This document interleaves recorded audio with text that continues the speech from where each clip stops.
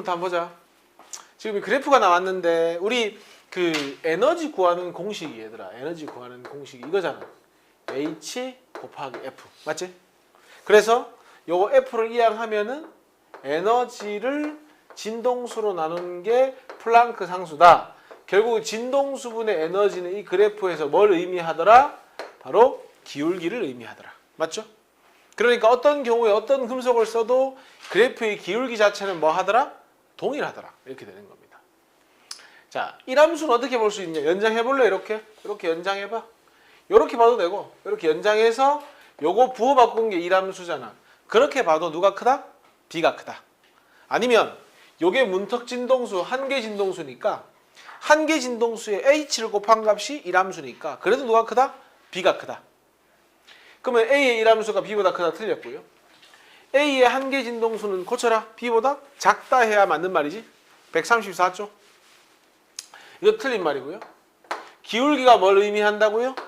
플랑크 상수를 의미한다고 했으니 기울기는 뭐하다? 고쳐라. 같다.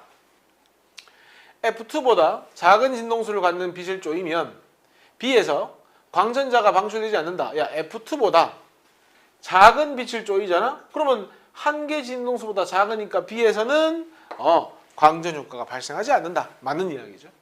그 다음에 같은 진동수의 빛을 쪼였을 때 광전자의 최대 운동 에너지 예를 들어서 이만큼의 진동수를 쪼였다고 할까? 그럼 B는 요게 최대 운동 에너지, A는 요게 최대 운동 에너지. 누가 더 큰 거예요? A가 더 크죠. 이유는 A가 이 함수가 작기 때문인 거지. 그래서 이것도 A가 크다 해야 되니까 틀린 거죠. 답은 4번이 답이 되는 겁니다. 자, 그 다음에 2번도 한번 볼게요. 자, 이번에 지금 보니까 야, F의 진동수의 빛을 쪼였더니 최대 운동 에너지가 얼마라고 돼 있어? E라고 돼 있는 거 맞냐? 그러면 식을 세워보자. 우리 광전자가 가지는 최대 운동 에너지를 어떻게 구해? HF가 뭐야? 쪼여준 빛. 그러니까 광자의 에너지. 그 광자의 에너지에다가 뭘 뺀 것이 1함수를 뺀 것이 뭐가 되는 거야? 전자의 최대 운동 에너지가 되는 거야. 그럼 문제에서 EF의 빛을 쪼였대. 그럼 이거야. 자, 문제에서 묻고 있는 게 이거잖아. 자, EK 요거 묻고 있는 거거든. 뭐 했을 때? EF니까 EHF의 빛을 쪼였을 때를 묻고 있는 거잖아. 근데 금속은 동일하거든. 금속은 동일하니까 1함수 빼는 건 똑같은 거야. 이렇게. 됐나요? 그러면은 자, 요 EK가 얼마냐 묻고 있는 건데 자, 요 정리를 좀 해보자. HF는 뭐하고 똑같니? 요거 이항하면 E 플러스 W하고 똑같지. 요걸 뭐 하면 2배 해가지고 여기다 뭐 하면 되나? 집어넣으면 되지 않니? 그래서 2배에서 집어넣으면 왜 되나? E 그 다음에 EW 빼기 W니까 어떻게 되는 거야? EE 플러스 EW 빼기 W니까 플러스 W. 이게 답이 되는 거지. 그래서 E 플러스 W. 몇 번이 답이 된다? 2번이 답이 된다. 이렇게 가는 겁니다. 됐어요? 오케이? 자, 그 다음에 요거 한번 볼까? 5번. 그림은 광전간의 음극의 입사광선을 비추면서 전류가 흐른대. 근데 입사광선이 A가 있고 B가 있는데 자, 먼저 이거부터 보자. 금속가의 경우에는 A든 B든 다 뭐 했어? 광전 효과가 생겼어. 근데 어때? 나는 입사광선 A로는 안 생겼지. 근데 B로는 생겼지. 그럼 이렇게 할 수 있지. 확실한 건 FA보다 A의 진동수보다 누가 더 크다는 걸 알 수 있어? B의 진동수가 크다는 건 확실히 알 수 있지. 여기까지 됩니까? 근데 A로 금속가에 전류 흘렀으니까 그 금속가의 한 개 진동수보다는 누가 더 크다? A의 진동수가 더 크다. 근데 A 가지고 지금 금속 나에 가니까 전류가 안 흘렀지. 그러면 A의 진동수는 또 나의 한 개 진동수보다는 작다는 걸 알 수가 있는 거지. 근데 금속 B를 비췄더니 어디에서든 다 나타났으니까 진동수는 B가 가장 크다는 걸 알 수 있겠네. 진동수는 B가 A보다 크다 맞고 문턱 진동수 요게 여기 있네. 가의 문턱 진동수, 나의 문턱 진동수 누가 더 큰 거야? 나. 그러면 틀렸죠? A의 세기를 증가시키면 나에서도 전류가 흐른다. 야, 빛의 세기를 백날 증가시켜 본들 안 되는 광전 효과가 되는 일이 있다 없다? 없다고 했잖아. 안 되는 건 안 되는 거라고 했잖아. 맞죠? 틀렸습니다. 답은 기억만 정답이 되면 되죠. 됐어요?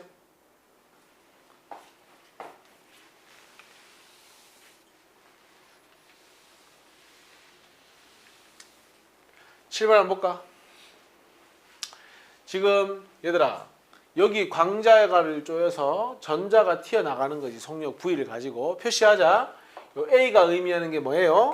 이탈하기 위해 필요한 에너지라고 봐야 되니까 요걸 일함수라고 봐야 되겠죠. 됐냐? 그리고 요 B는 튀어나간 전자가 가지는 운동 에너지니까 요게 뭐야? 광전자의 최대 운동 에너지가 되겠죠. 그러면 가에서 광전 효과가 발생하는 걸로 봐서 한 개 진동수보다 진동수가 크다라는 걸 알 수 있죠. 맞는 말이죠. 니은 나에서 A의 금속판의 일함수다. 맞잖아요. 적어놨잖아요. 그 다음 나의 B값은 운동 에너지니까 HF와 HF0의 차이 맞고요. 나에서 B는 광전자 한 개의 그렇죠. 최대 운동 에너지. 이것도 맞는 말이죠.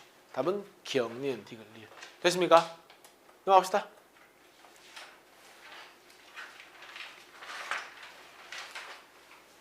자, 물질파 실전 문제로 갑시다.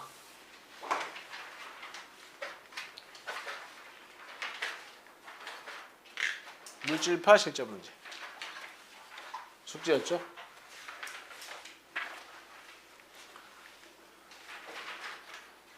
자, 2번 한번 보자.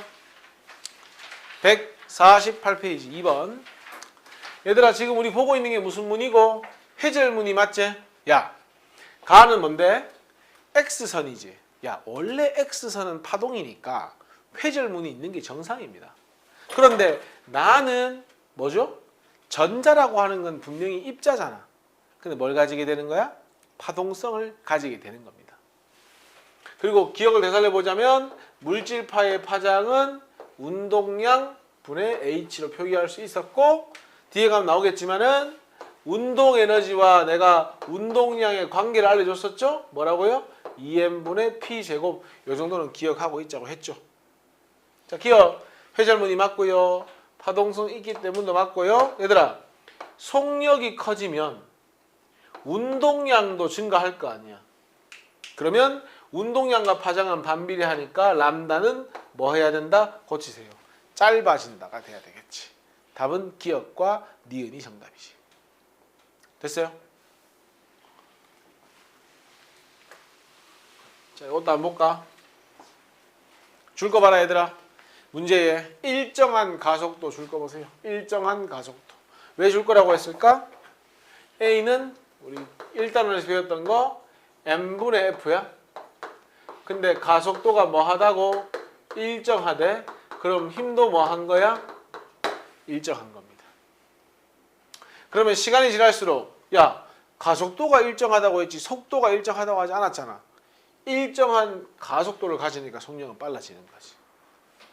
시간이 지나면 속력이 빨라지니까 운동량도 커져야지. 그러면 운동량 커지면 파장은 뭐 해야 돼? 짧아진다. 맞는 이야기잖아. 답은 기억, 니은, 디귿.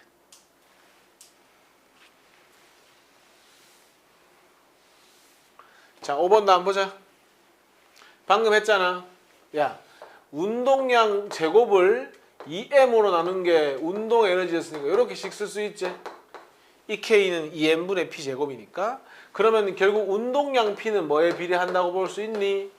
질량과 운동 에너지의 곱세다가 루트를 씌운 거에 비례한다고 볼 수 있겠지. 맞지?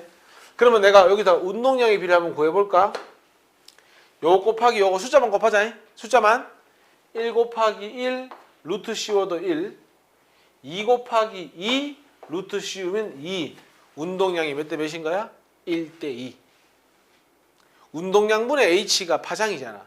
그럼 반비례해야 되니까 람다는 2대 1 하면 되겠죠? 답 몇 번입니까? 4번이 답이 되는 거죠. 이런 식으로.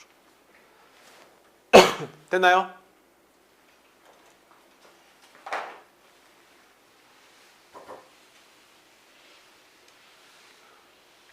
7번도 한번 볼까요? 지금 이런 거죠. 운동 에너지는 EV와 같대. 그래서 EK는 EV라고 알려준 거고 전압을 많이 걸면 전자가 그만큼 빠르게 움직일 테니 뭐 운동 에너지는 커지게 되겠죠. 기억. 운동하는 동안 얘들아 속력이 점점 빨라질 거 아니야. 문제에서 가속시켰다고 했으니까. 그러면 가속을 시켜서 속력이 빨라지니까 운동량은 뭐 하겠어? 커질 거고 람다는 짧아지겠지. 맞네. 운동하는 동안 운동 에너지는 방금 얘기했잖아. 속력 빨라진다고 증가하겠지.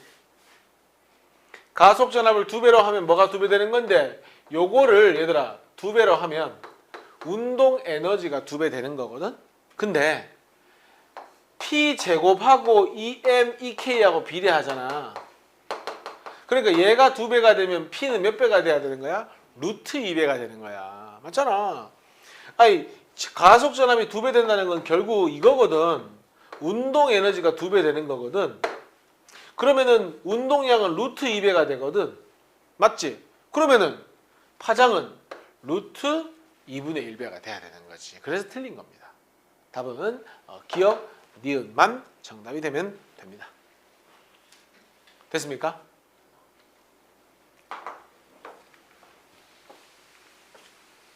현미경은 특징만 기억하면 되고 진도 나가자.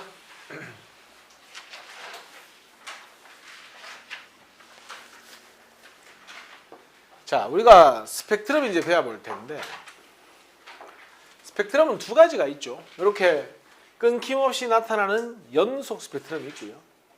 중간중간 이렇게 선이 나타나는 선 스펙트럼이 있는데 중요한 건 이런 거야. 왜 그러면은 연속 스펙트럼이 나타나지 않고 선 스펙트럼이 나타나는지 이유를 밝혀야 되잖아. 맞지? 그 이유를 누가 밝히냐면 바로 여기 이름은 지금 빠져 있는데 보어라는 사람이 있어. 이 보어라는 사람의 목적은 딱 하나야. 너희들 수소 알지? 수소의 스펙트럼을 찍었더니 이 수소의 스펙트럼을 찍었더니 연속적인 스펙트럼이 나오는 것이 아니라 정확히 하면 이제 뭐 이건데 어쨌든 연속적인 스펙트럼이 나오는 것이 아니라 불연속적인 선 스펙트럼이 나오는 거야. 근데 이 사람이 아무리 봐도 그게 이해가 안 되거든. 그래서 왜 수소의 스펙트럼을 찍으면 불연속적인 스펙트럼이 나오는지를 여러 가지 이론을 통해서 밝히게 되는 거야. 그게 목적이었던 거야.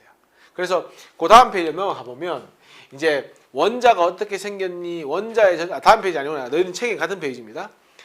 원자가 어떻게 이루어졌고 전자가 어떻게 배치됐는지를 누가 쌤 말고 보어가 이제 설명을 하게 되는 겁니다.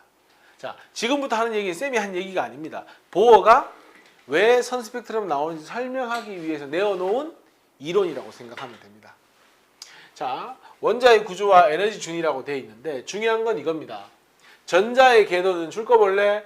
불연속적인 특정한 크기의 에너지를 가진 요걸 다른 말로 에너지 준이라고 하기도 하고 우리한테 익숙한 단어로는 전자 껍질이라는 표현을 쓰죠. 아마 통합학 한 사람들은 첫 페이지에서 배웠죠. 그죠? 전자 껍질. 무슨 뜻이냐면 보어가 말하기를 원자핵이 있고 전자가 아무 때나 있는 것이 아니라 이렇게 껍질이 있는데 껍질에 전자가 존재한다라고 얘기하는 거야. 그래서 더 중요한 거.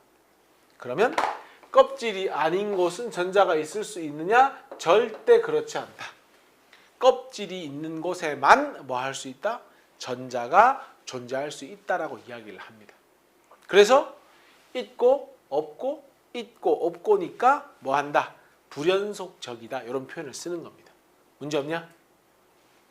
자, 그 다음에 또 하나 특징이 불연속적이기도 하면서 또 여기 있잖아. 특정한 크기의 에너지도 가지고 있대. 너희 과학에서는 안정하면 에너지 작고 불안정하면 에너지 큰 거 알고 있지? 적어봐. 첫 번째 껍질이 가장 원자핵에 가까우니까 뭐하다? 안정하다. 가장 안정하다는 건 에너지는 가장 작다. 무리 없지? 핵에서 멀어져서 세 번째 껍질, 네 번째 껍질, 마지막에 몇 번째 껍질까지 있겠어?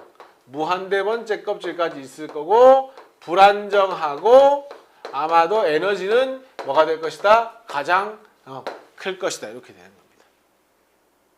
야, 그럼 잘 생각해봐라. 야, 무한대 번째 껍질이 있으면 사실상 무한대 번째 껍질에 있는 전자는 원자 핵하고 소통을 합니까? 안 합니까? 전혀 안 하겠지. 그래서 기준을 무한대 번째 껍질에 있는 전자의 에너지를 얼마로 기준하게 되는 거야? 바로 0으로 기준하게 되는 거야. 왜냐? 인력도 없고 반발력도 없고 아무것도 없으니까 그냥 0으로 잡는 거야. 그러면 핵에 가까워지면 안정해지고 에너지가 작아지니까 무한대 번째 껍질보다 안쪽에 있는 전자들은 에너지 값이 양수가 돼야 돼? 음수가 돼야 돼? 음수가 돼야 되는 거야. 그래서 실제로 여기 봐봐. 수소 원자가 가지는 에너지에 뭐가 붙어 있어요? 이렇게 마이너스가 딱 붙어 있잖아. 에너지가 0보다 크면 원자 핵과의 상호작용이 있다는 거야? 없다는 거야? 없다는 거잖아. 그러니까 이 마이너스 부호의 의미는 뭐다? 무한대 껍질보다 안쪽 껍질에 있다. 뭐 하고 있다? 핵으로부터 인력을 받고 있다. 핵한테 뭐 되어 있다? 구속되어 있다라는 걸 이야기하는 거야. 구속되었다는 건 붙잡혀 있다는 뜻인 거야. 마이너스의 의미가. 그 다음에 말하기를 n제곱분의 13.6이니까 아마 첫 번째 껍질이면 얼마가 되겠어? 마이너스 13.6이 될 거고, 예를 들어서 두 번째 kop질의 에너지는 마이너스 2의 제곱분의 13.6이 되고, 이런 방식이 된다는 이야기입니다. 이건 왜 그렇죠? 그게 아니고 보호가 그렇게 이론을 제시한 겁니다. 됐냐? 근데 그림 봐봐. 얘들아, 첫 번째 껍질과 두 번째 껍질은 에너지 차이가 어때? 매우 크지? 근데 두 번째 껍질과 세 번째 껍질 차이는 별로 안 나지? 야, 극단적으로 한번 생각해봐. 집 한번 봐봐. 이 n 자리에 무한대를 집어넣어도 거의 0에 가깝지. 무한대 마이너스 1을 집어넣어도 0에 가깝지. 무한대 빼기 10을 집어넣어도 0에 가깝지. 그럼 나중에는 결국은 껍질 사이 에너지 차이 생기는 거야, 안 생기는 거야? 안 생기는 거야. 기억하자. 핵에 가까우면 껍질 사이 에너지 간격이 큰데 책에도 있잖아. 뭐 하면서? 바깥쪽 궤도로 가면서 줄거 에너지 간격이 점점 어떻게 된다? 줄어들게 돼서 나중에는 거의 연속적인 형태를 이룬다. 그 정도 기억을 합시다. 됐나요?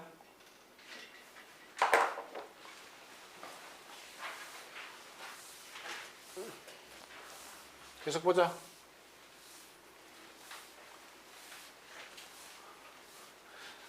자, 근데 중요한 건 보호가 말하고 싶은 건 뭐라고 했냐면 왜 스펙트럼을 찍었을 때 불연속 스펙트럼이 나오느냐 하는 부분인데 그걸 여기서 설명을 합니다. 뭐라고 되어 있냐면 전자가 껍질과 껍질 사이, 그러니까 궤도를 이동할 때 무슨 형태로?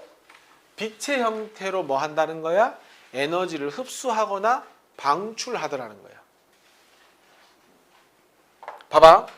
예를 들어 여기 에너지가 마이너스 200이고 여기 에너지가 50이라고 치자.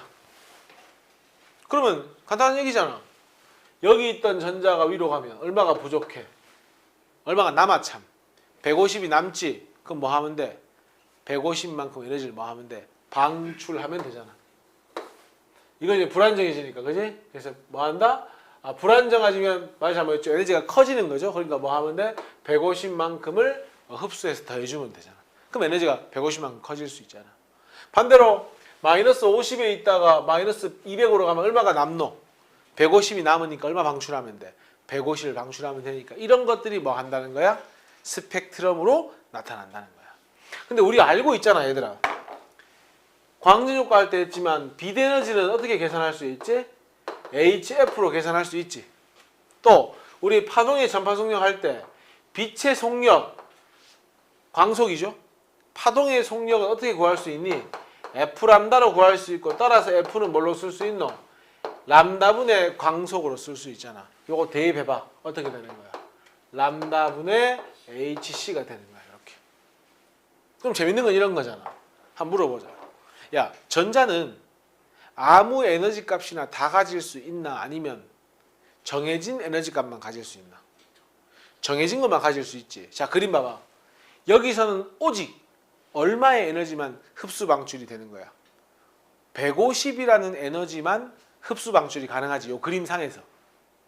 자, 확대시킨다 하더라도 전자가 가질 수 있는 에너지 값이 뭐 하기 때문에 한정적이기 때문에 모든 에너지를 다 흡수 방출할 수는 없는 거 맞지?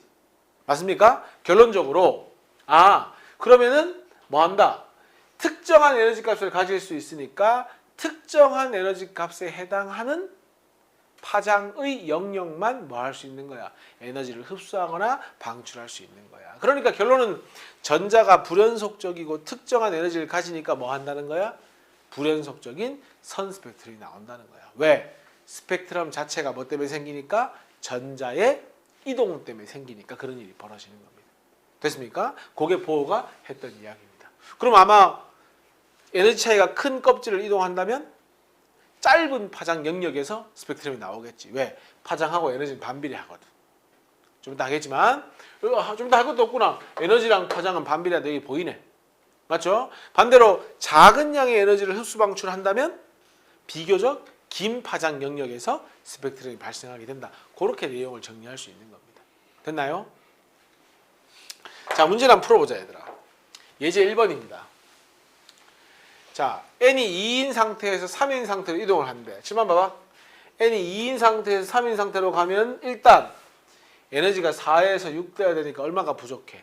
2만큼 부족하잖아. 얼마 흡수하면 돼? 2만큼 흡수하면 되지. 그래서 몇 번이 답인 거야? 1번이 답이 되는 거야. 그 다음 자, 계속 봐. 이 원자에서 나올 수 있는 스펙트럼 칠만 보자. 자, n 값의 최대값이 얼마고? 4제. 그럼 적어볼게 선생님이. 4에서 출발하면은 4에서 1로 갈 수도 있고 네 번째 껍질에서 네 번째 껍질에서 두 번째로 갈 수도 있고 네 번째 껍질에서 세 번째로 갈 수도 있고 문제 없나? 또한 세 번째 껍질에서 첫 번째로 갈 수도 있고 세 번째 껍질에서 두 번째로 갈 수도 있겠지. 경우의 수 가능하죠. 또 하나는 두 번째 껍질에서 첫 번째 껍질로 갈 수 있지.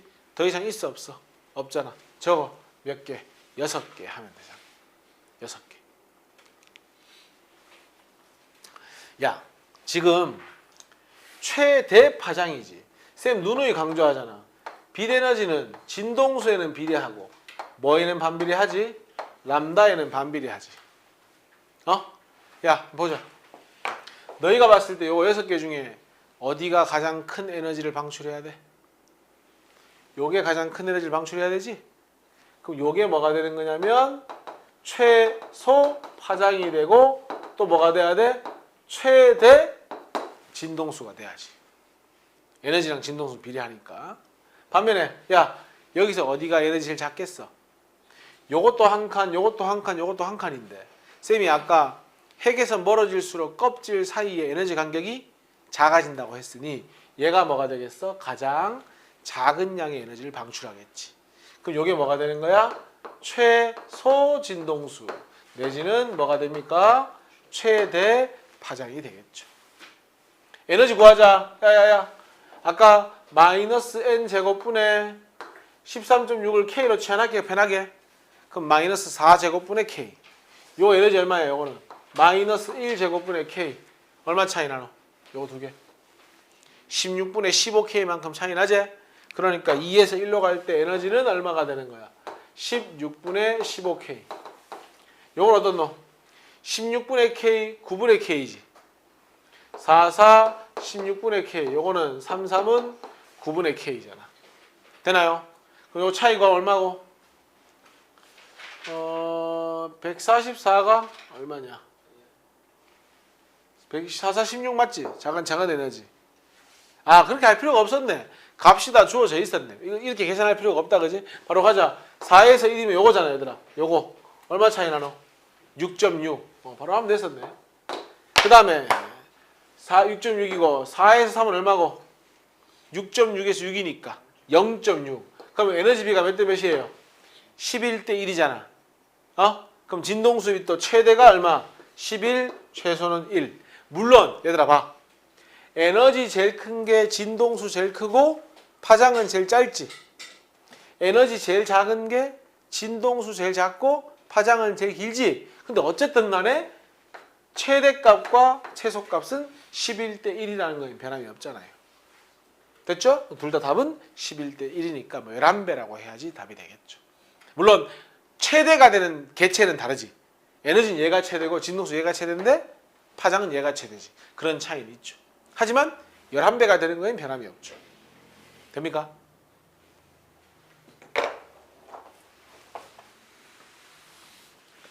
예제 2번 한번 봅시다. 자, 1, 2, 3인 상태에서 빛을 방출한대. 얘들아, 방출하면 어디서 어디로 가야 돼? 핵에서 먼 곳에서 핵으로 작은 값. 그러니까 n 값이 뭐 하는 변화가 생겨야 돼? 줄어드는 변화가 생겨야 방출할 수 있지. 해보자. 경우의 수. 요거 가능하고 요거 가능하고 요거 가능하지. 더 이상 있어 없어? 더 이상 없잖아. 그러면은 3에서 2로 가면 얼마나 차이 나노? 1.6 곱하기 10-19승. 요거는 3.2. 요거랑 요거는 4.8. 그러면 1.6, 3.2, 4.8. 답은 기억, 니은, 디귿이 답이 되는 거지. 됐나요? 자, 그 다음에 스펙트럼 계열인데 집 한번 설명해 줄게. 이제 사실 스펙트럼 이야기는 다 끝났는데 이제 패턴을 조금 분석해 보니까 이제 어떤 일이 벌어지냐면 칠판 한번 봐볼래 얘들아? 너희 두 번째 껍질에서 첫 번째 껍질로 가면 몇 칸 떨어지는 거야? 한 칸 떨어지는 거 맞지? 에너지 한번 구해보자. 요건 마이너스 4분의 K고 요건 마이너스 K니까 에너지 얼마만큼 차이 나냐면 4분의 3K만큼 차이 나는 거야. 무리 없지? 그 다음 N이 자 무한대에서 2로 가면 굉장히 많이 떨어지는 거지. 그지? 무한대에서 2로 가니까 에너지 한번 구해보자. 요건 0이지? 요거는 마이너스 4분의 K지? 그러면은 에너지 변화가 얼마가 되는 거야? 이거 맞아? 야, 재밌는 게 이거는 저 무한대에서 두 번째로 떨어졌으니까 얼마나 많이 떨어졌냐. 근데도 이게 에너지 더 크지. 계산값이. 왜 그런 거지? 우리 아까 첫 번째 껍질에 에너지 여기 있으면 두 번째 껍질에 에너지 여기 있지. 세 번째는 간격이 줄지. 이렇게 줄지 갈수록. 그러니까 요거 한 칸 내려오는 게 무한대에서 두 번째 칸 가는 것보다 에너지가 뭐 한 거야? 더 크다라는 걸 알 수 있는 거지. 그럼 얘 이런 일반화를 할 수가 있지. 봐봐라. 너희 n이 2보다 크거나 같은 데서 n이 1로 가면 가지수는 많지. 2, 1, 3, 1, 4, 1 많지. 그 중에 얘가 에너지 제일 작은 거 아니야? 요 카테고리 안에서는 2, 1, 3, 1, 4, 1 많이 있는데 그 중에 얘가 제일 작은 거 맞아? 맞잖아. 2층에서 1층 가는 게 제일 간격이 적은 거잖아.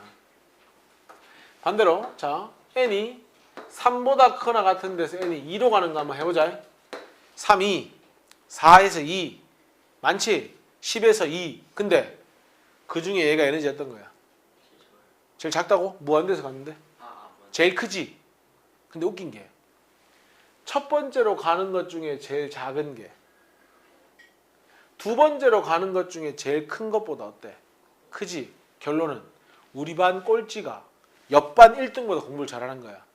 결론은 우리 반 전체가 옆반보다 공부를 잘하는 거지. 우리 반 꼴찌가 옆에 가면 1등인데 그런 거 아니야? 결론 첫 번째로 갈 때가 무조건 두 번째로 갈 때보다 뭐 하다는 거야? 에너지가 더 크더라 하는 거야. 됐어? 그럼 너희는 앞으로 어디에서 오느냐가 중요한 게 아니고 더 중요한 건 1로 가느냐 2로 가느냐 3으로 가느냐가 더 중요하다는 거야. 하나만 더 해보자. 자, n이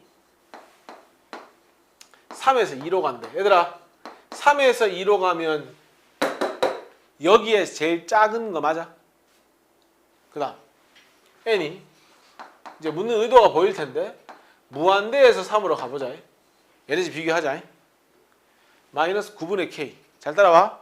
마이너스 4분의 K 차이 구하면 9분의 K와 4분의 K 차이니까 요거 맞냐? 요건 0이지? 요거는 마이너스 9분의 K 얼마 차이야? 9분의 K 36으로 통분하면 36분의 4K 누가 더 커?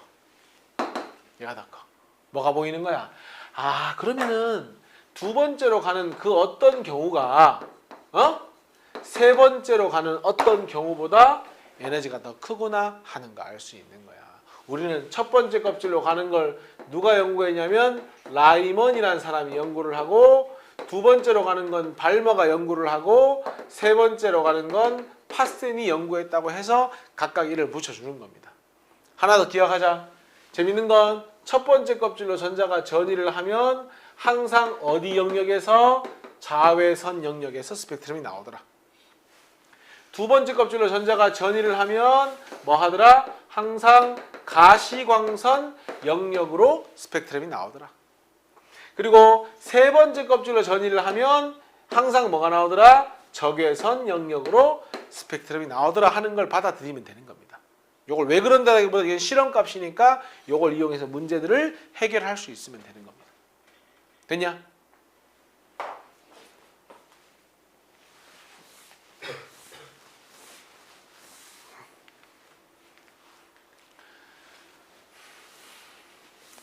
자, 예제 3번 한번 보자.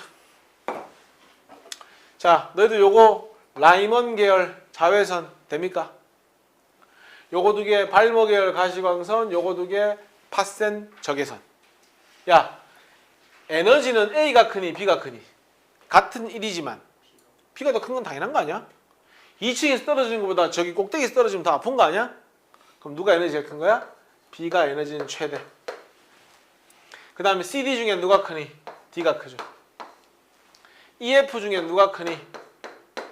F가 크죠. 이런 식으로. 되나요? 그러면은 람다는 누가 제일 짧아야 돼? 에너지랑 반비례하니까 이렇게 에너지랑 반비례 시켜주면 되는 거죠. 됐어요? 그럼 답 찾아봐라. BADCFE니까 BADCFE 좀 번호가 밀리게 했는데 이게 2번이죠? 답 몇 번입니까? 2번이 답이 되는 겁니다. 됐나요? 그 다음에 이미 내가 2번 답은 얘기했지? 라이먼, 발머, 파센 이미 얘기했잖아요. 됐어요? 자, 보자. 1번. 가가 연속 스펙트럼이고 나가 선 스펙트럼. 그러면 일단 기억은 맞고 연속 스펙트럼. 야, 나는 이거 색을 바꿔놨는데 아마 너희는 책에 보면 다 시꺼먼데 선만 밝게 나와 있지. 고쳐라. 방출 스펙트럼. 그래서 틀렸고, 나는 헬륨의 에너지 준위가 양자화되어 있다. 이게 무슨 뜻이냐면 특정한 에너지를 가지면서 불연속적으로 배치되어 있는 것을 뭐라고 하는 거야? 양자화되어 있다고 하는 거야. 그러니까 맞는 이야기야.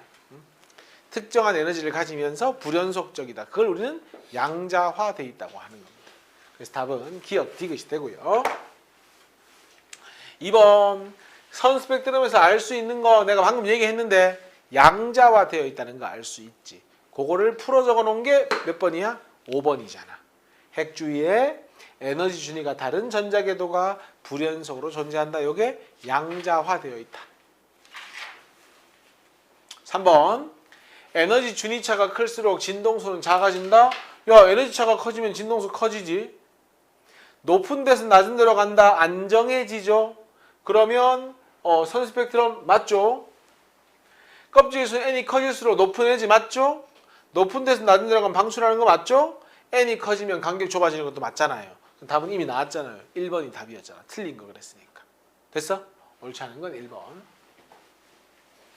자, 그 다음에 야, 2에서 4면 한번 물어보자.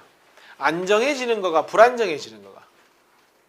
2에서 4면 불안정해지는 거지. 맞나? 불안정해지면 에너지를 뭐 해야 맞는 겁니까? 흡수해야 맞는 거죠. 그리고 2하고 4에 얼마 차이 나죠? 10.2만큼 차이 나니까 몇 번이 답인 겁니까? 3번. 10.2를 흡수한다. 이게 맞는 말이죠. 그리고 아까 했던 건데 4에서는 1로, 4에서 2로, 4에서 3으로, 3에서 1로, 3에서 2로, 그 다음에 뭐 있노? 2에서 1로 몇 가지? 6가지 하면 되는 거잖아. 됐어?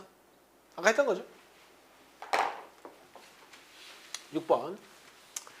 A와 B 사이는 A는 핵 플러스 B는 전자 마이너스 전기력 맞잖아. 아까 내가 특정 에너지를 가진 불연속 양자화 맞잖아. 1에서 3으로 간다. 야 이거 안정해지나 불안정해지나? 불안정해지지. 에너지 커져야 되니까 고쳐. 에너지를 흡수한다. 이렇게 고쳐야지. 틀렸습니다. 되냐? 7번. 자, 위 자료를 토대로 내린 결론으로 옳지 않은 걸 골라보래. 무한대에서 1로 가면 얘들아 이거 에너지가 거의 최대 아이가 거기가 이거 최대 맞지? 그러면 파장은 어떻게 될 거고?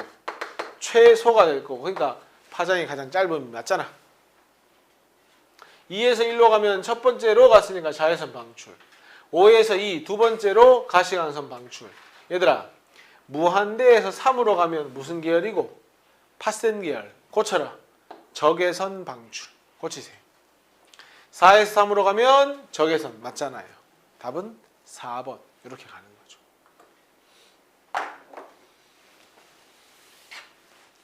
자, 한번 보자. 10번. 그림은 수소 원자에서 일어난 전자의 전이 과정에서 방출되는 걸 나타냈다. 이렇게 되어 있고. 얘들아, 이거부터 아니잖아. 잠깐만.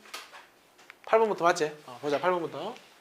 지금 요거 두 개는 에너지를 뭐 하고 있는 거냐면 에너지를 방출하고 있고 C는 에너지를 뭐 하고 있는 거야? 흡수하고 있는 거 맞지? 그리고 기억에 A 과정에서 방출하는 빛의 파장은 그랬는데 자 발머 계열이면 무조건 몇 번째 껍질로 가야 되냐? 두 번째 껍질로 가야 되지. 그리고 두 번째로 가는 것 중에 에너지 제일 작은 게 누가 돼야 돼? 3에서 2가 돼야 되는 거 맞지? 근데 여기서 지금 파장이 제일 긴 게 이거지. 그러면 파장이 증가한다는 건 저거. 에너지는 감소한다는 거니까 요 녀석이 가장 작은 에너지니까 어디서 어디로 갈 때야? 바로 3에서 2로 갈 때지. 그럼 그 다음이니까 람다2가 4에서 2로 갈 때고 람다3는 5에서 2로 갈 때가 되는 거지. 문제 없냐? 그러면 기억해. A 과정은 4에서 2니까 고치세요. 람다2이다. B 과정은 가시광선이 맞죠. 발머니까. C 과정에서 흡수하는 빛의 파장은 얘들아 C 과정은 우리 치만 봐봐. 흡수하는 건 배운 적이 없지. 라이먼, 발머, 파센 할 때. 그러면 밑에서 위로 올라가는 거니까 책 넘기지 말고 집중. 요 에너지는 요거하고 똑같은 거 아니야? 에너지가? 맞지? 그러면은 1에서 2로 가는 거랑 2에서 1로 가는 거랑 에너지가 어때야 돼? 같아야 되지. 1에서 2로 가는 건 뭘 방출하는데? 자외선 방출이지. 그러면 1에서 2로 가는 것도 뭘 흡수해야 되노? 자외선 흡수해야 되잖아. 참고로 자외선 그 어떤 가시광선보다도 파장은 짧고 에너지는 커야 하잖아. 맞죠? 그러니까 C 과정에서 흡수하는 빛의 파장은 그랬는데 적어라. C 과정에서 흡수하는 건 뭐야? 자외선이잖아. 그러니까 여기 주어진 가시광선 어떤 것보다도 파장은 고치세요. 짧다라고 해야 됩니다. 에너지 큰 건 파장이 짧으니까. 틀렸습니다. 답은 니은만 정답이 되면 되죠. 자, 그 다음에 9번입니다. 눈으로 봤을 때 A는 뭐 하고 있어? 흡수하고 있고 B, C, D는 뭐 하고 있어? 방출하고 있어. 근데 가시광선인데 그 중에 얘가 파장이 제일 길대? 저거 이거잖아. 3에서 2로 갈 때. 가시광선 중 제일 기니까. 그러면 A는 3에서 2니까 C하고 같아야지. 틀렸습니다.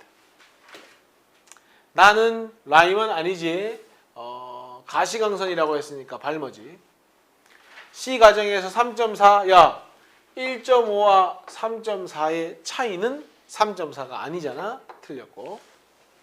C 과정에서 방출하는 빛의 파장은 B입니까? B 과정에서 방출하는 파장보다 얘들아 요게 에너지가 크나 요게 에너지가 크나? C가 크지. 그럼 파장은 누가 짧아야 돼? C가 짧아야지. 그러니까 B 과정보다 짧다. A 가정에서 흡수한 요거나 얘들아 요거나 B랑 C랑 D랑 더한 거나 눈으로 확인할 수 있잖아. 어떤 거야? 같다. 오케이. 답은 5번이 정답이 되는 거지. 오케이? 10번. 자, 우리 에너지 구하는 공식이 뭐지? HF 맞나? 10번 봐봐라. HFA는 두 번째 껍질에서 첫 번째 껍질로 가고 있으니 뭐가 되는 거야? E2 빼기 E1 되는 거지. 그 다음 H 곱하기 FB는 E3 빼기 E1이 되는 거고 문제 없지? 그 다음 HFC는 E3 빼기 E2가 되는 거지.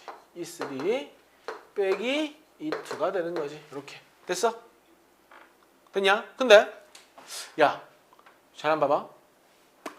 E3 빼기 E2고 얘는 E2 빼기 E1이거든. 우리 요거 두 개 한번 관계식을 볼 건데 왜냐면 지금 묻고 있으니까 문제에서. 야, 요거 하고 한번 더 해보자. 어디 되노? 좌변은 더하면은 HFA 플러스 HFC가 될 거고요. 요거 소거되지 않냐 이렇게 더하니까 그럼 뭐가 되니? E3 마이너스 E1 되는 거 아니야? 근데 요것도 E3 마이너스 E1이지.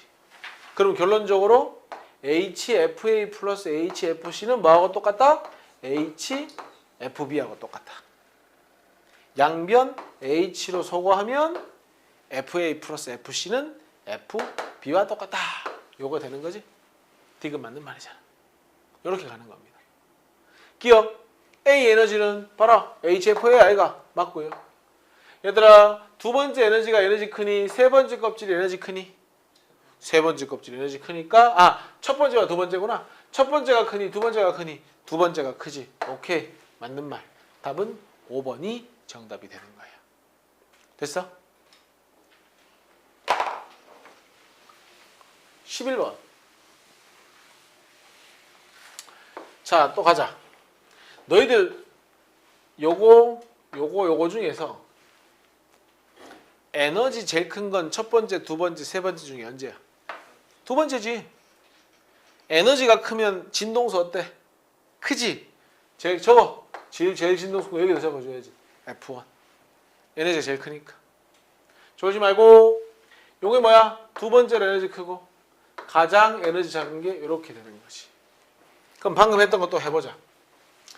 순서대로 갈게. HF1은 E3 마이너스 E1 E3 마이너스 E1 HF2는 E2 마이너스 E1 HF2는 E2 마이너스 E1 되지? 그 다음 HF3는 E3 빼기 E2 HF3는 E3 빼기 E2 자, 답 찾아볼 텐데 야, 2, 3의 관계를 묻고 있어. F1하고 더해보자. 요거 두 개 더해봐라 얘들아. 좌변 HF2 플러스 HF3 더했으니까 요거 소거되죠? 그러면 E3 마이너스 E1 어때? HF1하고 똑같잖아. 그러면 요 값은 뭐와 동일하다? HF1과 동일하고 H 약분하면 F1은 F2 플러스 3니까 기억이 맞는 말이 되겠지. 됐어? 그 다음 야 요거 양변 H로 나눠봐. F2는 H분의 E2 빼기 E1 맞잖아. 자 F3는 두 번째 껍질로 갔으니까 적외선 영역 맞아 가시광선 영역 맞지? 그러니까 틀렸습니다. 두 번째 껍질로 갔으니까 답은 기억 니은.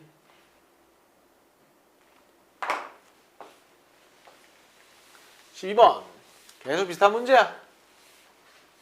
얘들아 두 번째 껍질에서 네 번째 껍질로 가는 거랑 네 번째 껍질에서 두 번째 껍질로 가는 거랑 에너지가 어때? 똑같지? 그럼 이렇게 쓸 수 있지. HFA는 결국 네 번째 껍질에서 두 번째 껍질로 갈 때의 에너지와 같은 거잖아. 맞죠? 그 다음에 FB는 HFB가 에너지인데 네 번째 껍질에서 뭐하고 똑같아? 세 번째 껍질로 가는 거랑 똑같잖아. 됩니까? 그러면은 자, 기억. 네 번째에 있는 상태에 있는 전자가 FA를 방출하면 네 번째가 FA 방출하면 어디로 가야 돼? 두 번째로 간다. 맞잖아요. 이거 양변 뭘로 나누면 FA로 나누면 H는 FA분의 이거. H는 FB분의 이거니까 결론적으로 얘들 둘 다 뭘 의미하는 거야? 플랑크 상수 H를 의미하는 거지. 됐잖아. N이 3인 상태에 있는 전자가 FA 빼기 FB다. 한번 빼보자 얘들아 이거. 이거 한번 빼보자.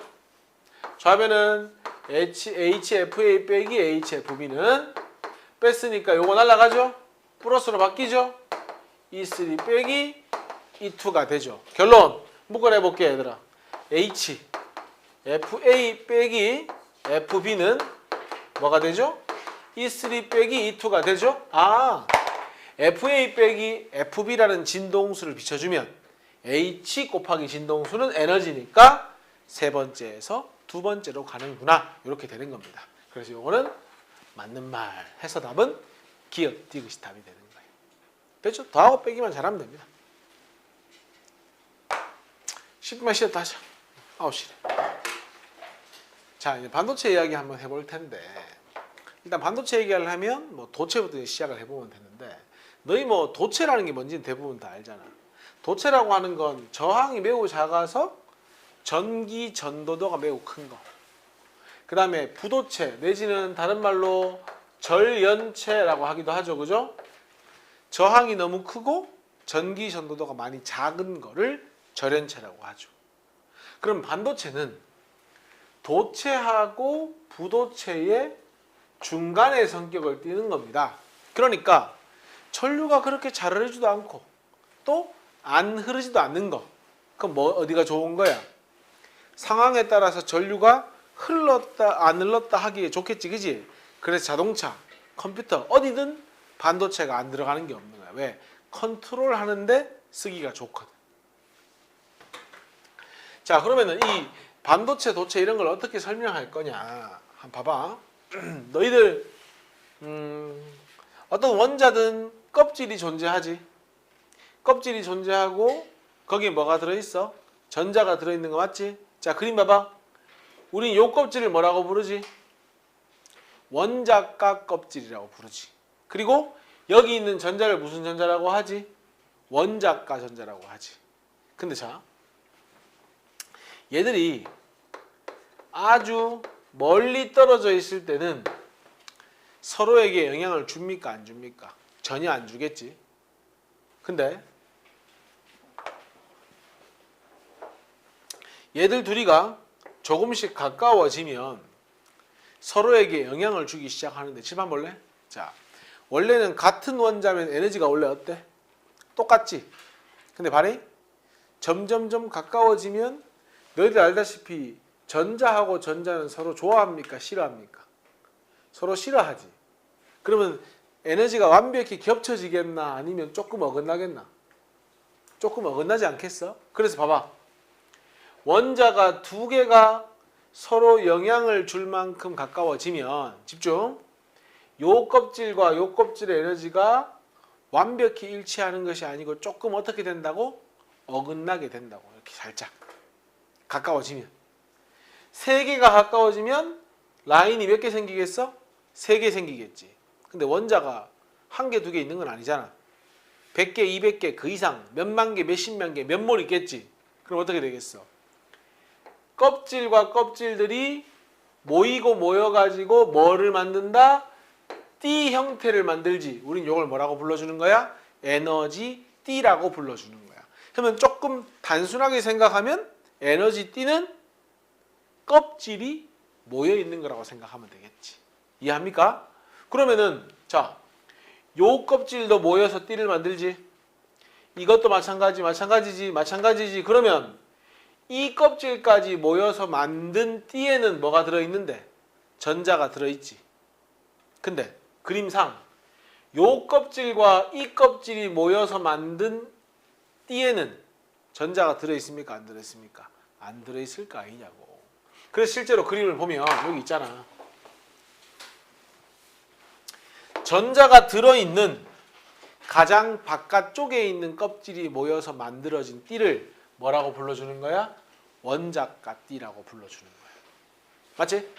그 다음에 그 위에 비어있는 껍질 있지? 그 비어있는 껍질이 모여서 만든 띠에는 전자가 있어 없어? 없지? 그 띠를 뭐라고 불러주는 거야? 전도띠라고 불러주는 거야. 내가 이 설명을 왜 하느냐? 지금 봐봐. 원자가 띠에 있는 요 전자는 누구한테 붙잡혀 있어? 원자 핵한테 붙잡혀 있지. 자유롭게 이동할 수 있을까 없을까? 붙잡혀 있으니까 자유롭게 뭐 할 수 없어? 이동을 할 수가 없어. 근데 여기 있는 전자가 어디로 딱 도망가면 바로 위에 있는 껍질, 말 바꾸면 바로 위에 있는 띠로 도망갈 수만 있다면 여기로 도망가는 순간 원자 핵에서 뭐 하는 거야? 벗어나는 거잖아. 그러면은 전도띠로 올라간 요 전자는 뭐 할 수 있어? 자유롭게 움직일 수 있으니 우린 뭐라고 이름 붙이는 거야? 자유전자라고 이름 붙이는 거야. 그러면 전류가 흐를 수 있다 없다를 판단하는 기준은 딱 하나입니다. 원자가 띠에 있는 전자가 전도띠로 갈 수 있느냐 없느냐 하는 것이 바로 전류가 잘 흐르느냐 안 흐르느냐 결정하는 거야. 지금 봐봐. 요 전도띠와 가전자띠 사이를 뭐라고 불러주지? 띠틈이라고 불러주지. 바로 이 띠틈이 크면 뭐 하는 거야? 전기 전도도는 작은 거야. 그러면 그걸 뭐라고 불러? 띠틈이 큰 걸 절연체 내지는 부도체. 띠틈이 거의 0에 가까워. 붙어 있어. 그럼 언제든 전류 흐를 수 있지. 뭐라고 이름 붙이는 거야? 도체. 그렇지. 근데 띠틈이 어중간해. 그럼 뭐라고 이름 붙이면 되는 거야? 반도체라고 이름 붙여주면 됩니다. 이해했습니까? 계속 봐봐. 야, 전자가 집안 여기 질로 갔지. 그럼 여기 뭐가 생기노? 빈 공간이 생기지. 빈 공간. 원래 뭐가 있었는데? 근데 전자가 빠져나갔지. 그럼 무슨 성질을 띠겠어? 전자가 마이너스인데 마이너스가 빠져나갔으니까 플러스 성질을 띠겠지. 그래서 이 빈 공간은 플러스 성질을 띠고 요걸 뭐라고 이름 붙여주냐면 플러스 성질을 띠는 빈 공간 양공 내지는 전공이라는 표현을 써주는 거야. 그러니까 봐봐라 얘들아. 전자가 위로 가면 양공은 밑으로 오고 전자가 오른쪽으로 이동하지? 그럼 당연히 양공은 왼쪽으로 이동하겠지. 그러니까 전자와 양공은 뭐 할 수밖에 없어? 이동 방향이 반대일 수밖에 없는 거야. 됐습니까? 야, 그림 한번 봐봐라. 여기 그림 있네. 절연체, 도체, 반도체 봐봐. 야, 절연체는 띠틈이 크잖아. 칠판, 쌤. 요거 띠틈 아닙니까? 맞는데 요게 얘들아 원자가 띠야. 요게 전도띠야. 사실상 뭐야? 원자가 띠와 전도띠가 붙어 있는 거지. 이게 뭐가 되는 거야? 도체가 되는 거야. 헷갈리지 말라고 점선 꺼놨잖아. 그리고 반도체는 어때? 도체보다는 띠틈이 크고 절연체보다는 작다. 우린 그걸 뭐라고 한다? 반도체라고 한다. 이렇게 되는 겁니다. 됐나요? 연습 문제 보자. A에 적어라. 절연체. A에 적으세요. 절연체. B에 적으세요. 중간이니까 반도체. 빨리빨리 적어주세요. C에다 적으세요. 도체. A 절연체. B 반도체. C 도체. 그러면 니은 기억 맞고 B는 C보다 좋지는 못하지. A보단 좋겠지만 원자가 띠에 있는 전자가 전도띠로 이동할 때 흡수한 에너지는 A, B 중에 누가 더 큽니까? A가 훨씬 크지. 왜? 띠틈이 크니까. 그래서 A가 B보다 꽂히세요. 크다가 돼야 되겠지. 답은 기억이지. 기본 문제 풀어보세요. 6번까지. 자, 한번 봐보자. 1번. 가전자띠, 원자가띠 말하는 거지. 전도띠 사이의 폭은 뭘 얘기하죠? 띠틈 내지는 에너지 간격. 뭐 직관적으로 알 수 있지. 가전자띠 위에 비어있는 걸 뭐라고 해? 전도띠. 그리고 전자가 채워준 것 중에 제일 바깥쪽 가전자띠 하면 되겠지. 그 다음에 2번입니다. 야, 뭐 리튬 아니라 모든 원자핵은 플러스를 띠니까 맞고, 리튬 아니라 모든 원자는 중성이니까 맞고. 3번 틀렸지. 어떻게 첫 번째 있는 거랑 두 번째 껍질이 있는 게 에너지가 똑같을 수 있어. 틀렸잖아. 3번이 답이고요. 어느 곳에나 발견할 수 있다. 이것도 틀렸잖아. 불연속적이니까 껍질에서만 발견할 수 있잖아. 틀렸고, 원자핵은 플러스, 전자 마이너스니까 서로 잡아당긴다. 맞죠? 답은 3번, 4번. 자, 3번에 야, 위로 갈수록 에너지가 커지니까 이 원보다 이 투가 커야 하고, 띄엄띄엄 존재한다. 말 바꾸면 불연속적으로 존재한다. 에너지를 얻으면 낮은 데서 높은 상태로 갈 수 있다. 핵에서 멀어질 수 있다. 이렇게 되는 거지. 답은 니은 디귿이고요. 자, 4번에 에너지 준위란 전자가 가질 수 있는 에너지 값이다. 맞잖아. 원자가 가질 수 있는 에너지는 모든 값이 가능하므로, 그러면 틀렸지. 모든 값이 가능하지 않지. 정해진 값만 가능하지. 그 다음에 모든 궤도에서 돌 수 있는 것이 아니라, 그렇죠. 이게 정답이죠. 특정한 궤도에서만 돌 수 있다. 답은 기억 디귿. 전자의 에너지 영역에 대한 설명으로 옳지 않은 것은, 자유전자는 전도띠에 있나? 맞잖아. 올라가 있잖아. 전도띠는 원자과 띠 위에 있잖아. 답 2번이네. 고쳐. 위에 있다. 허용된 띠 사이 영역을 띠틈. 허용된 띠라고 하는 건 전자가 있을 수 있는 띠. 존재할 수 있는 건 허용된 띠, 가장 바깥쪽 원자과 띠. 다 맞잖아요. 답 2번. 6번. 2개, 3개일 땐 띠가 없지. 매우 많으면 띠가 생기는 거지. 원자가 가까이 있을 때 서로 영향을 준다. 쌤이 아까 얘기했잖아. 멀리 있으면 안 주는데 가까이 있으면 준다고. 여러 개의 원자가 모여 있을 때 에너지는 똑같이 안 겹쳐진다니까. 미세하게 갈라진다니까.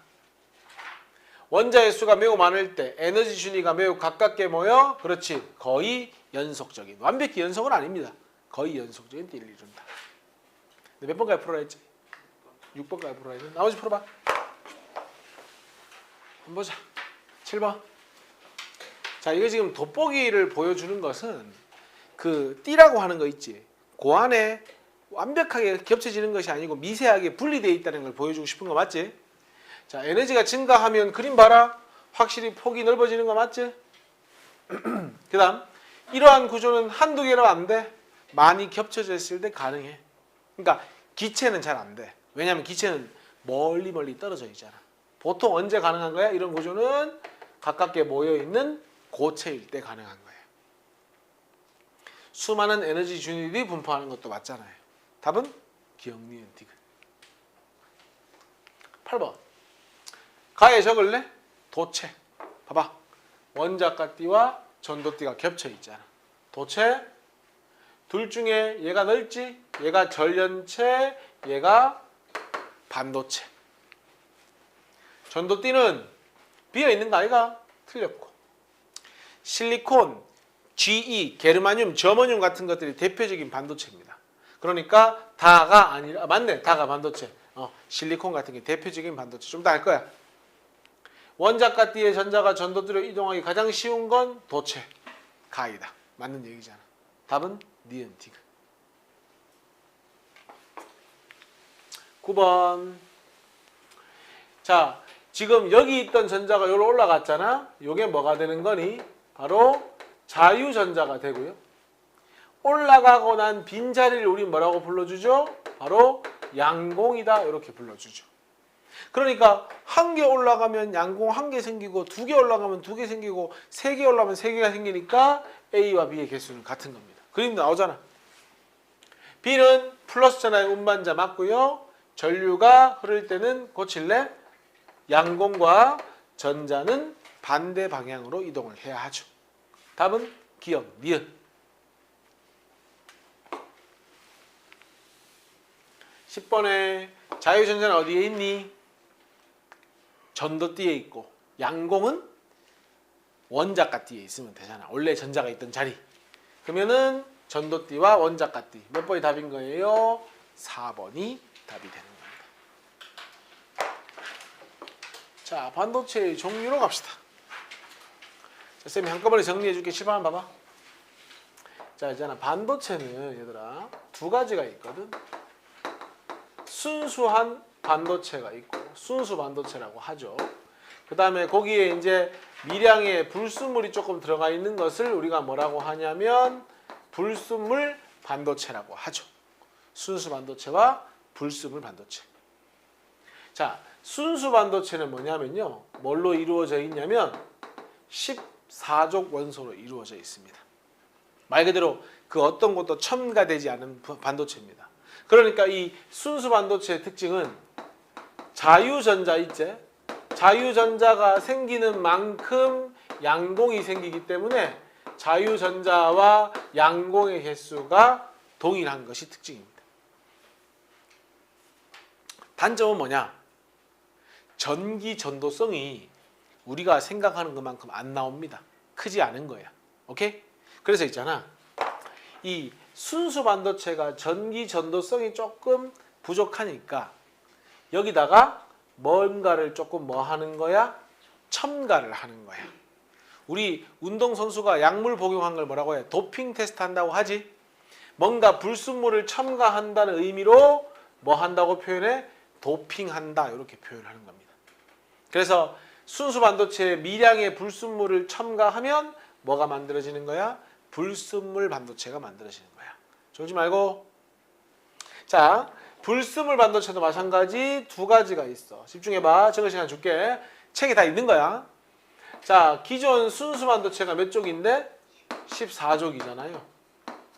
근데 거기다가 전자 하나가 많은 15족을 첨가할 수도 있고요. 전자 하나가 부족한 13족을 첨가할 수도 있죠. 그럼 너희들 상식적으로 생각해봐. 전자 한 개 많은 걸 첨가했지? 그러면 양공이 많겠어? 자유전자가 많겠어? 당연히 자유전자의 개수가 많겠지. 뭐 그렇다고 양공이 없는 건 아니고. 반대로 전자 하나 부족한 13족을 첨가하면 자유전자의 개수보다 오히려 누가 더 많겠어? 양공이 많겠지. 전자가 더 많다는 건 포지티브 하다는 거야? 네거티브 하다는 거야? 마이너스가 많으니까. 네거티브 한 거 맞지? 그래서 14족에다가 15족을 첨가한 반도체는 네거티브 하니까 무슨 반도체라고 이름 붙이는 거야? N형 반도체도 이렇게 하는 거야.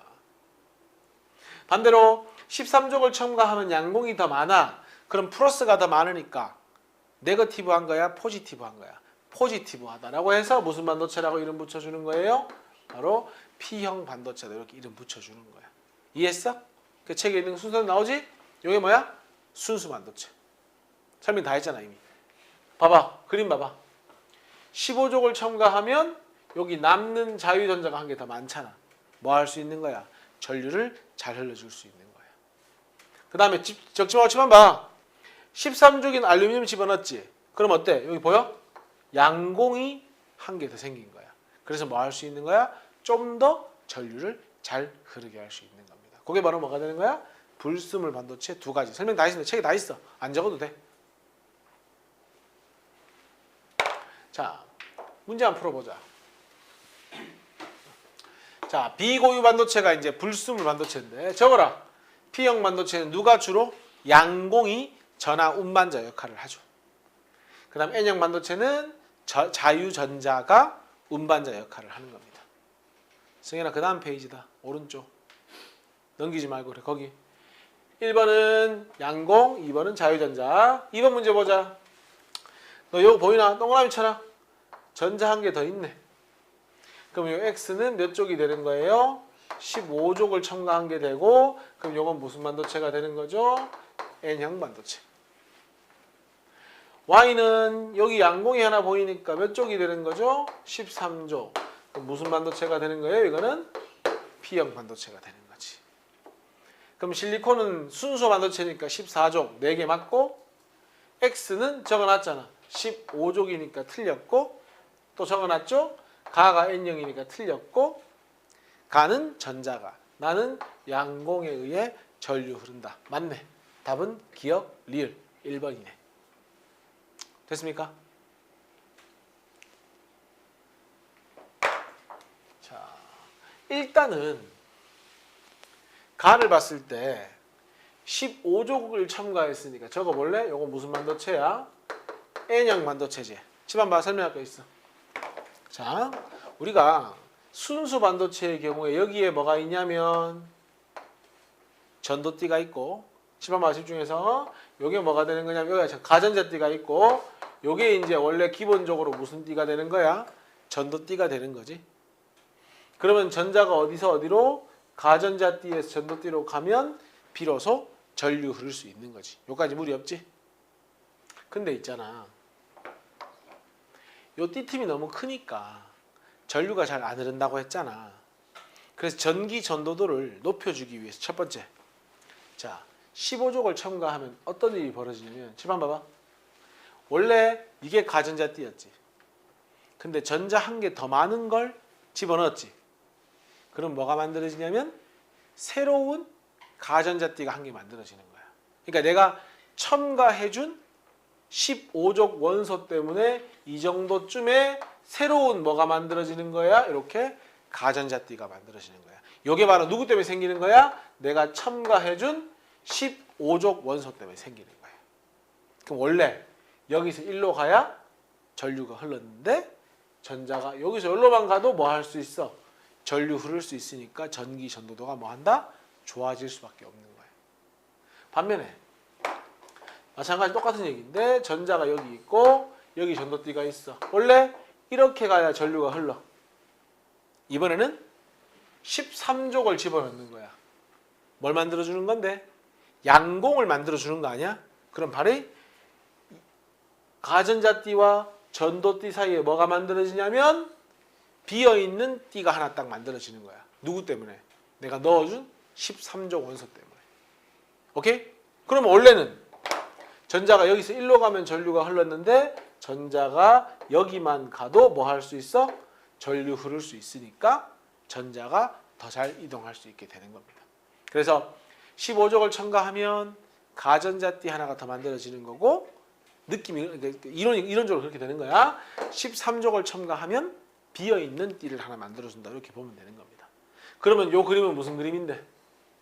전자가 들어있는 껍질이 한 개 만들어졌으니 원래 전자가 여기서 1로 가야 되는데 기억 때문에 여기서 여기로 가면 전류가 흐르는 거잖아.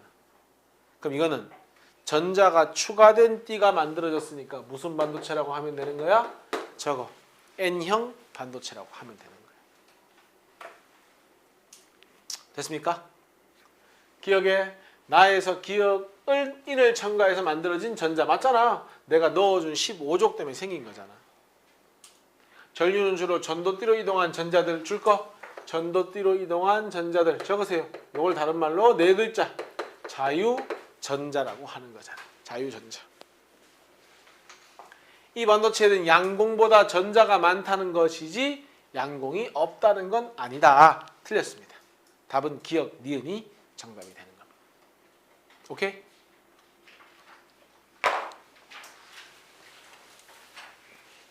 자, 보자. 지금 N형, P형 나와 있는데 N형은 누가? 자유전자가 운반자가 되는 거고, P형은 양공, 전공 같은 말입니다. 그럼 답은 1번이지. 인을 첨가했고 전자 하나 더 있으니까 무슨 반도체? 네거티브한 N형 반도체. 실리콘은 4개 맞고, 인은 1개 더 많은 거 맞고, 전자가 주요 운반자 맞고, 전공 없는 거 아니라니까 전공보다 전자가 많다는 거지. 틀렸습니다. 그리고 당연히 순수 반도체보다는 전기 전도성이 좋겠지. 답은 4번. 3번 연결해보자. P형에서 전하를 주로 운반하는 건 뭔데요? 전공이죠. 자유전자가 전하의 주요 운반자가 되는 건 뭐죠? N형 반도체죠. 순수 반도체에 미량의 불순물을 첨가하는 과정을 뭐라고 하죠? 도핑이라고 하죠. 순수 반도체에 3개를 첨가하면 13족 첨가했으니까 P형 반도체 이렇게 하면 되죠. 되냐? 4번에 도핑이라는 건 불순물을 완전 틀렸지. 제거가 아니고 뭐야? 첨가. 답 1번이고. 그럼 나머지 다 맞는 말이겠지. N형 도핑하면 N형은 도핑을 통해 만든 거 맞고, 그 다음 P형은 전공이 만들어진 것도 맞고, 실리콘, 게르마늄 14족이니까 15족 첨가하면 N형 되는 거 맞고, 알루미늄 13족 첨가하면 P형 반드시 되는 거 맞죠? 그 다음에 5번 문제에, 야, 요거 보이나? 요거 보이지? 그럼 얘는 몇 족인 거야? 15족. 요거는 양봉 보이지? 몇 족인 거야? 13족. 그럼 요거는 N형, P형이니까 기억 맞잖아. 니은 고쳐라. 몇 개 차이 나는 거야? 2개 차이. 당연히 불순 반도체가 순수 반도체보다 좋아야지. 그게 목적인데. 답은 기억, 디귿. 자, 6번에 아까 쌤이 설명했던 그림이지. 요건 지금 불순물 첨가해서 전자 한 개가 가지고 있는 껍질이 만들어진 거잖아. 전도띠가. 맞나요? 그러니까 전자를 가지고 있는 게 만들어졌으니까 얘는 몇 족 첨가한 거야? 15족이고 N형 반도체. B형 있는 껍질 하나가 만들어졌으니까 얘는 13족을 첨가하고 P형 반도체 이렇게 가는 겁니다. 문제 없냐? 그러면은 가는 N형 오케이. 순수 반도체에 불순물 첨가하면 당연히 전기 전도도는 커질 거고, 나는 순수 반도체에 원자과 전자가 5개의 원소를 도핑하여 만든다? 아니잖아. 고쳐라. 3개인 원소를 도핑해서 만드는 거잖아. 답은 기억, 미음. 됩니까? 자, 다이오드까지 오늘 설명할 수 있겠다. 가자. 여기까지 하면 반도체 끝나거든. 여기까지 설명하고 마치자. 자, 다이오드에 얘들아, 다이라고 하는 것은 2개라는 뜻이야. 2개. 오케이? 2개는 뭐가 2개냐면 불순물 반도체 2개를 이렇게 연결해 놓은 걸 뭐라고 하는 거야? 다이오드라고 하는 겁니다. 자, 하나는 P형이고 하나는 N형이고, P형은 주가 양공이고 N형은 주가 전자재. 칠판 한번 봐봐라. 만약에 내가 P형에다가 마이너스 연결하고 N형에다가 플러스를 연결하잖아. 그럼 봐봐리. 여기 있는 양공은 어디로 이동하겠노? 여기 있는 양공은 일제히 왼쪽으로 이동하겠지. 마이너스 극으로. 그 다음에 여기 있는 전자들은 일제히 오른쪽으로 이동하지. 그러면 여기에 양공이 모이고 여기에 전자가 모이면 더 이상 전하의 이동이 생길 수 있다 없다? 없겠지. 양공과 전자가 만나질 못하니까. 여기 이제 공핍층이라고 해서 긴 장벽이 생겨버리잖아. 그럼 전류가 흐를 수 있어 없어? 없지. 이런 경우를 뭐라고 하냐면 역방향 전압이 걸렸다. 이렇게 이야기를 하는 거야. 책에 있을 거야 아마 그림. 보고 있는 페이지 맨 밑에 있잖아. 요거잖아. 이렇게 양옆으로 멀어지는 건 P형의 마이너스 극, N형의 플러스 극을 연결한 걸 뭐라고 한다고? 역방향 전압이 걸렸다. 이렇게 얘기를 한다고. 그럼 이때는 전류 흘러 안 흘러? 안 흐르겠지. 근데 만약에 내가 P형을 플러스에 연결하고 N형을 마이너스에 연결하면 양공, 전공은 마이너스 극 쪽으로, 전자 마이너스는 플러스로 가니까 어디에 모이기 시작합니까? 접합면으로 양공과 전자가 모이죠. 이런 경우엔 전류가 흐를 수 있습니다. 그래서 기억하자. 항상 다이오드는 전류 방향이 어디서 어디로만 흐를 수 있다? P형 반도체에서 N형 반도체 쪽으로만 흐를 수 있다. 그럼 한번 물어보자. 야, 다이오드는 전류의 흐름이 양방향입니까? 아니면 한쪽 방향입니까? 한쪽 방향이지. 어디서 어디로만? P에서 N으로는 전류가 흐를 수 있는데 N에서 P로는 흐른다? 못 흐른다? 못 흐른다. 그래서 양쪽 방향으로 전류가 다 흐를 수 있는 걸 뭐라고 해? 교류라고 합니다. 교류. 그런데 이 교류가 누굴 만나면? 다이오드를 만나면 어떻게 바뀐다? 한쪽으로만 전류가 흐르게 되니까 직류로 바뀌는 겁니다. 바로 다이오드는 교류를 직류로 바꾸는 무슨 역할을 해준다? 바로 정류 작용 역할을 해준다. 요거 알면 되는 겁니다. 교류를 직류로 바꾸는 정류 작용한다. 요 그림이잖아 얘들아. 봐봐. 요게 무슨 전기야? 교류 전기잖아. 양쪽 다 흐르잖아. 근데 이렇게 되면 뭐가 되는 거야? 직류가 되는 거잖아. 저거 요 작용을 무슨 작용이라고 한다고? 정류 작용이라고 한다고. 됐냐?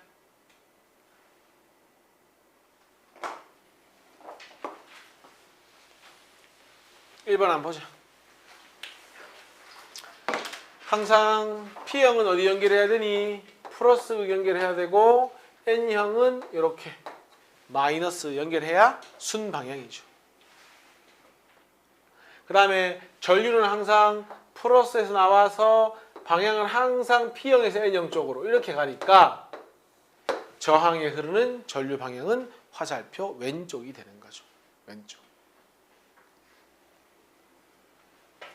요거 뭐니? 교류. 요거 뭐니? 직류. 교류를 직류로 바꾼 게 요겁니다. 동그라미 치세요. 요게 다이오드 그림입니다. 그리고 이렇게 생각하시면 됩니다. 화살표 방향으로만 전류가 흐를 수 있기 때문에 요게 P형 반도체를 뜻하는 거고 짝대기 쪽이 N형 반도체를 뜻한다. 이렇게 보시면 됩니다. 저게 다이오드 표시입니다. 3번. 자, 지금 기억에 적어라. P형 반도체가 가지고 있으니까 양공 내지는 전공. 요게 양공 내지는 전공. 니은에 적었어요. 요거는 N형 반도체가 가지고 있으니까 전자. 그럼 기억은 양공, 니은은 전자. 오케이. A를 전지에 어디 연결해야 되죠? 플러스극. B는 마이너스극. 맞죠? P형은 플러스, N형은 마이너스. 그러니까 보기대로 하면 역방향이기 때문에 전류가 안 흐르죠. 그 다음 전류가 흐를 때 전류가 흐른다. 여기 기억하자. 항상 전류가 흐르려면 모든 것이 이렇게 접합면으로 모여들어야 됩니다. 그러니 기억은 어디 쪽으로? 오른쪽. 니은은 왼쪽. 맞네. 기억 오른쪽, 니은 왼쪽. 답은 뭐가 됩니까? 기억 디귿 5번이 답이 되는 겁니다.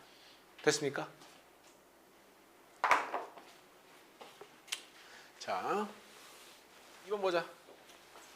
얘들아, 요건 우리 뭐라고 부르죠? 교류. 요건 뭐라고 부르죠? 직류. 자, 그러면은 요 부분하고 요 부분은 전류가 계속 흐르는 걸로 보니 요거는 순방향 전압이 걸린 거고요. 요 부분하고 요 부분은 무슨 방향이 되는 거죠? 역방향 전압이 걸린 거죠. 그리고 그림에서 봤을 때 전류는 항상 P에서 N으로 흐를 수 있으니까 요 방향이 순방향이니까 결국 A 방향이 순방향 전압이 되는 거지. 1초일 때 봐봐라 얘들아. 무슨 방향이에요 이거? 순방향 맞지? 1초일 때 순방향. 3초면 순방향이야 역방향이야? 역방향이지. 역방향이니까 접합면 쪽으로 이동하는 것이 아니라 양옆으로 멀어지는 쪽으로 이동하는 거지. 5초일 때 저항은 5초면 봐봐 얘들아. 순방향 맞지? 순방향이니까 무슨 방향? A 방향. 요것도 맞네. 답은 기억 디귿이 답이 되는 거지. 자, 요까지만 하고 숙제